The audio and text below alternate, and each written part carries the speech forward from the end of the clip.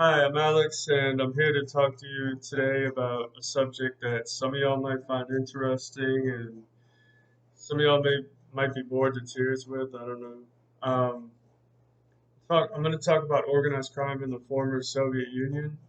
A lot of the stuff I'm going to talk about is based off of Mark Galeotti's Dvory, Russia's Super Mafia. And in the 90s, 1989, the Berlin Wall collapsed. 1991, the Soviet Union collapsed. And we know what the Soviet Union is, so I don't have to explain it. But there was a period of restructuring called perestroika.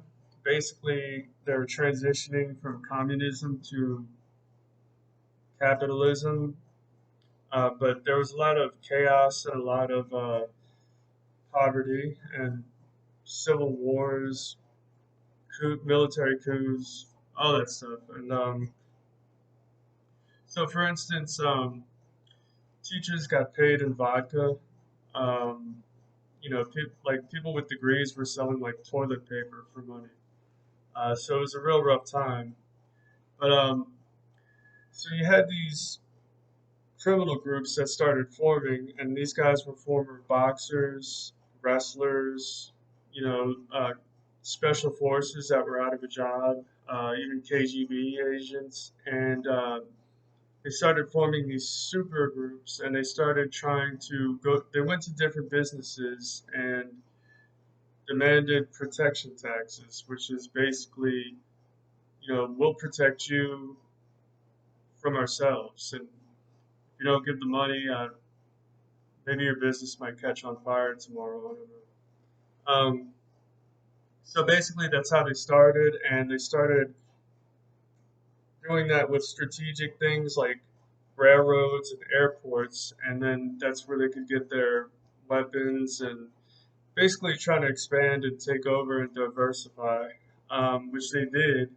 But they also started fighting with each other, and there were different cities. There were graveyards for entire criminal gangs.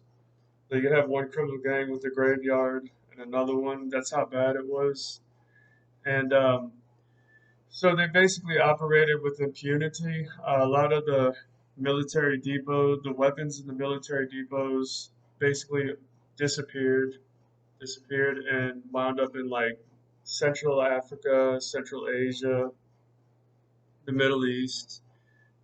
So if there's a movie Lord of War with Nicolas Cage that was based off of two Russian arms dealers. Well, they're both Ukrainian technically, but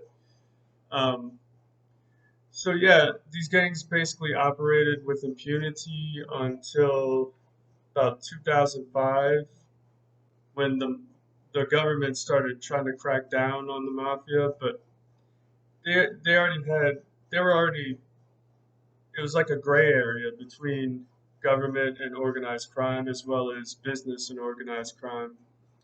But they're eventually starting to crack down, and a lot of the people had already not survived the criminal wars. So the ones that did, they became like high up businessmen, politicians, and made they're basically still in the government till this day. Um, these days, the main